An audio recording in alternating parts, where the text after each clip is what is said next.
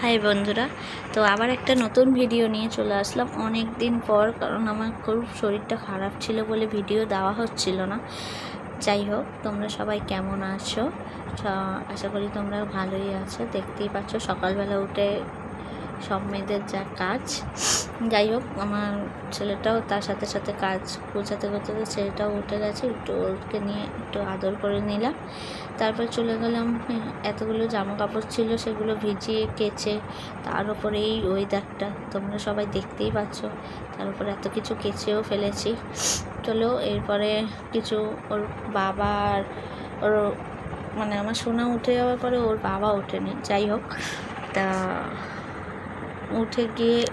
উঠে যাওয়ার পরে ব্রাশ টাশ করে এসে আমি একটু বিছানা তুলে দিলাম। ওই দেখো বাপ ছেলে দুজনে মিলে আয়না দেখছে, একটু মস্তি করে বেড়াচ্ছে, আর আমি এদিকে কাজ করে বেড়াচ্ছি। মানে মেয়েদের যা ধর্ম, বিয়ের পরে মায়ের কাছে একটা থেকে যেই ऐशो आराम की जिंदगी সেটা ছান্ডুয়া হয়ে যায়। যাই হোক, তো আমি আর আমার ছেলে আমার বর মিলে একটু গুটুর করলাম। তারপর সেলফি টাইম, ভিডিওর মধ্যে দিয়েই মস্তি করে বেড়াচ্ছি তিনজনে মিলে। দেখো আমার পাপা সোনার দুটো ছোট ছোট দাঁত বেরিয়ে আছে। ও ক্যামেরা কনসিয়াস, খুব ক্যামেরা ভালোবাসে। তারপরে ঘর দর ঝাড় দেবো, ঝাড় দিয়ে তারপরে তার মধ্যে দিয়ে আমি আমার হাজব্যান্ডকে বলে বেড়াচ্ছি যে তুমি একটুও কিছু করে দাও না, আমার হেল্প করো না, আমার জিন্দগি ঝান্ডুয়া হয়ে গেছে। যাই হোক, অনেক কথা বলছিলাম, তাই হাসছে। তারপর ওর পাপা চলে গেল বাজারে, আমি আর আমার সোনা ঝাড় দিচ্ছি। যার কেউ নেই তার কি হবে, সবই আছে, শ্বশুর শাশুড়ি সবাই আছে, কিন্তু থেকেও যেন আমার নেই। তাই ঘর দর ঝাড় দিচ্ছি আর ছেলেটাকে কোলে করে ট্যাকে করে নিয়ে ঝাড় দিচ্ছি। এটা হচ্ছে আমার দেওরের ঘর, কি করে রাখে তুমি কি বলবো। যেখানে আর শাশুড়ি যেখানে খুশি জামা কাপড় রেখে দেয়, গোছানোর তো কোনো নাম নেই। তাও ওইগুলোও গোছাতে হয়, যেহেতু বাড়ির বউ। তো ওই ছেলেকে নিয়ে ওইগুলো তো গোছানো যাচ্ছে না এখন। ছেলেটা একটুও বসছে না, আমার সাথে সাথে কাজ করবে, দেখতে পাচ্ছ। ও আমি ঝাড় দিচ্ছি, ও মাতব্বরি করে বেড়াচ্ছে।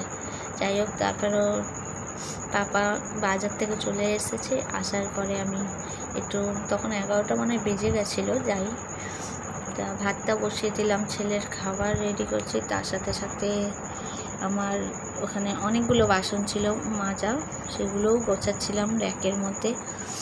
বলে না যে সংসারে সব কিছুই মেনটেন করে চলতে হয়। যাই হোক, তো সোনার খাবারও বসাবো। সোনাকে আজকে একটু সিদ্ধ ভাত দিয়েছি, কারণ ওর 2 দিন ধরে পটি হচ্ছে না। ওর জন্য পেঁপে সিদ্ধ, আলু সিদ্ধ, ভাত আর একটু ডিম দিয়েছিলাম।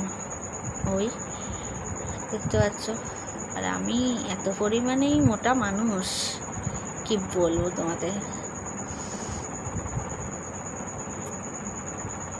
আর আমাদের বাথরুম আর রান্নার জায়গাটা কি মানে প্রায় একই জায়গায় পাশাপাশি, তো আমার কোনো প্রবলেম হয় না। আর একটুখানি প্রবলেম হয় যে বাথরুম আর রান্নাঘর এক জায়গা পাশাপাশি হলে একটু কেমন লাগে। যাই হোক, তো এই সোনার আলুটা কেটে নিয়ে তারপর ওর পাপা বাজারে গেছিলো। বাজার থেকে একটু মাংস মানে গিলে মেটে নিয়ে এসেছিলো। গিলে মেটেটা আমি একটু ভালোই বাসি, তার জন্য গিলে মেটে নিয়ে এসেছিলো। গিলে মেটে আর ভাত করব, আর কিছু করবো না, কারণ অনেকটাই বেলা হয়ে গেছিলো। বেলা হয়ে যেতে রান্নাবান্না তাও 12টা বাজতে যায়। যাই হোক, এই দেখতে পাচ্ছ গিলে মেটে একদম কষাই রান্না করেছিলাম, বেশি ঝোল দিইনি। ভাতের সাথে খাবো বলে একটুখানি মানে একটুখানি সামান্য ঝোল টাইপের না রাখলে হয় না, খাওয়া যায় না ভাতের সাথে। তার জন্যই ভাতের সাথে দিয়েছি। তো মোটামুটি ভালো হয়েছিল, অতটাই খারাপ হয়নি। তো চলো আজকের দিনের জন্য এইটুখানি। তো আমার চ্যানেলটাকে প্লিজ সাবস্ক্রাইব করে